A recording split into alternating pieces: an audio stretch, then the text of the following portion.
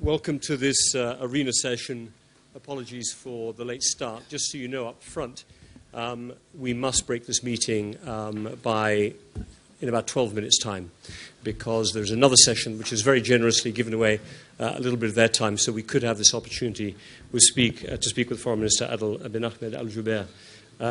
Foreign Minister, fantastic you made it here. We're really looking forward to it. You can see you've got a good turnout here, and this conversation is also going to be live streamed for those of you who are in the room and are thinking about what you're going to say, but live streamed on the top link and WEF websites.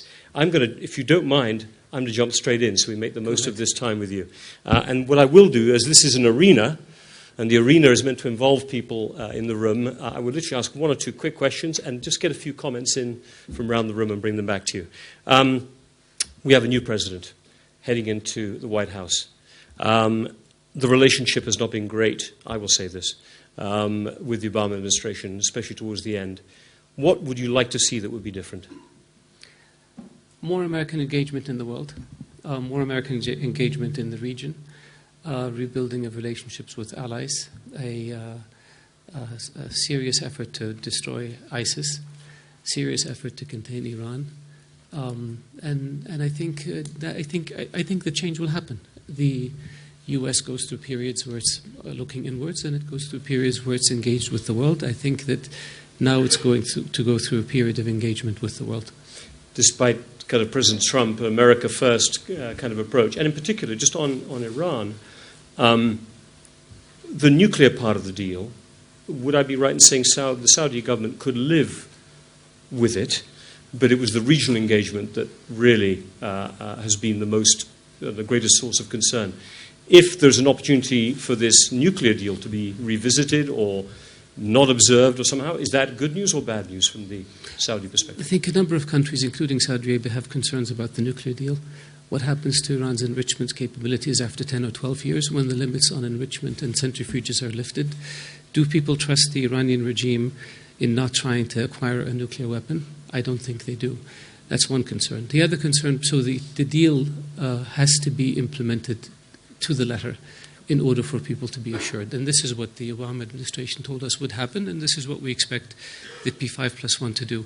Secondly, the bigger concern with Iran is its engagement in the region, its support of terrorism, its violation of ballistic missile agreements, and it's the fact that it has gotten away with so much over so many years is an issue of great concern. So we expect and we hope that the world will be serious about making sure that Iran is held accountable for its support of terrorism and for violating the ballistic missile arrangements and for its interference in the affairs of the countries of the region. There'll have to be, in a way, then, in that case, for that kind of outcome to happen, some type of pushback. In a way, I mean, Iran has much greater influence than it did before in Iraq, something I know that has caused quite a bit of frustration to Saudi ministers and your ambassador there, and there's a pretty tense relationship at the moment between the Iraqi government and the Saudi government. And it would look as if in Syria, the deal that will be done will be one in which, very possibly, Iran will get what it wanted, which is Assad in power for a long period. And the Syrian negotiating committee, which the Saudi government has supported, is excluded from the Astana negotiations. Do you feel that, in a way, although this is what you would like, the reality may be a stronger Iran, at least for the next 2 to 3 years regionally? I don't think so. I think the world has woken up to Iran. The region has woken up to Iran. Iran's capabilities, financial resources are limited. There are conflicts taking place within Iran in terms of where the direction of the country will be. So I doubt that this will be the case. With regard to Syria, the reason the Syrian High Commission is not involved in the Astana talks is because those talks involve the fighting forces on the ground, not the political groups. So that's one of the reasons. And the talks will be held at the level of technical talks. The objective of those talks is to come up with modalities for a ceasefire nationwide, then take the talks to Geneva and resume the talks under UN auspices on the basis of the Geneva I Declaration and UN Security Council Resolution 2254, which is something that we have advocated for a very long time. And do you think that Iran could be a partner in fighting Daesh? And Daesh we're at a pivotal moment in the conflict against it, at least in the region. It is a common enemy, I would have thought, at least on this issue. Can you see any areas where cooperation are possible or not? It's not an issue of cooperation or not cooperation. We look forward to cooperating with the Iranians and others in terms of fighting terrorism. But the fact of the matter is, Iran has been single-handedly the most important supporter of terrorism in the region. Iran has created and supported Hezbollah. Iran has harbored terrorists, sheltered terrorists. The virtual board of directors of Al-Qaeda settled in Iran after the American invasion of Afghanistan. The order to blow up 3 housing compounds in Riyadh in 2003 was made by Saif al-Adil, the chief of operations for Al-Qaeda, while he was in Iran, in a phone call that we have on tape. The three leaders of the terrorist attack against Khobar Towers in 1996 fled to Iran and have been living there ever since. Their leader, al-Mughassil, was captured in Lebanon last year with an Iranian passport, even though he's a Saudi citizen. We know of contacts between Iran and Hezbollah through Imad Mughniya and Osama bin Laden while he was in Sudan in the early 90s. I find it interesting that virtually every country in the world has been attacked by Al-Qaeda and Daesh, except Iran. Why? So let me just bring 2 other topics in very quickly. I'm just going to move sideways for a second. We had Xi Jinping giving the opening speech here in Davos this year, talking about the importance of globalization, sustaining that track. It has become one of the key markets, if not the key market, for Saudi oil exports. Do you see China playing a different kind of role? I mean, here you are, United States, which is not a big importer of oil from the region, but is a key security ally. China, which perhaps is an even bigger economic relationship, but is not really a security ally. How do you think you're going to manage this balance? Do you see China and it's playing a bigger role in the region? Is this something you look forward to? I believe just by virtue of China's size, China will be playing a bigger role not only in the region but in the world. And I believe that the rise of China it should be a source of stability rather than conflict, because as China gets integrated into the world and into the world economic and financial systems, it has a tremendous interest in stability of those systems. And so I think the rise of China should be one that is welcome, not one that is viewed as a source of threat. With regards to our relationship with the US and Saudi Arabia have had a historic strategic partnership, if not alliance, since World War II. That relationship continues. We expect it to broaden and deepen and grow stronger. Our interests are aligned when it comes to the issues of the region, whether it's Syria, Iraq, Iran, whether it's Yemen, whether it's terrorism, whether it's energy issues, financial issues. We have very, very strong people-to-people relationships with the US, and I expect that this will continue. With your experience there, I'm sure you're going to be one of the people closely involved in this relationship, because I know you've had significant experience as well on the congressional side. I'm going to ask one last question. We're being so disciplined on time here. And then I'm just going to look around for 2 or 3 hands, and you'll have to be extremely quick and specific with your question if I take them, and I've seen one already. Last point on this. You said the relationship with the US is one that you want to make sure remains strong. President-elect Trump has said that he looks forward to moving the US embassy from Tel Aviv to Jerusalem. And yet here we are at a time where many in Israel have been hoping that some version of the Arab Peace Initiative could come back again, that this was a moment where Israel and the Gulf countries in particular, in the context of a common enemy in Iran, might be able to find a way to work together on a solution to the Arab-Israeli conflict. Are you worried this is just going to go in the opposite direction under this administration? I hope not. I believe that previous administrations have called for moving the US embassy to Jerusalem, but when they recognized the dangers that this would entail, they have delayed that decision. Congress passed a law in 1996 calling for the US embassy to be moved to Jerusalem.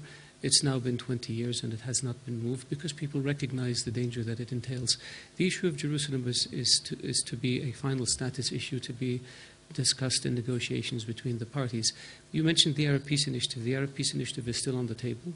It was accepted not only by all of the Arab countries, but also by the Organization of Islamic Conference, which includes more than 50 Islamic countries. The initiative was amended a few years back to allow for swaps of territory between Israel and Palestine.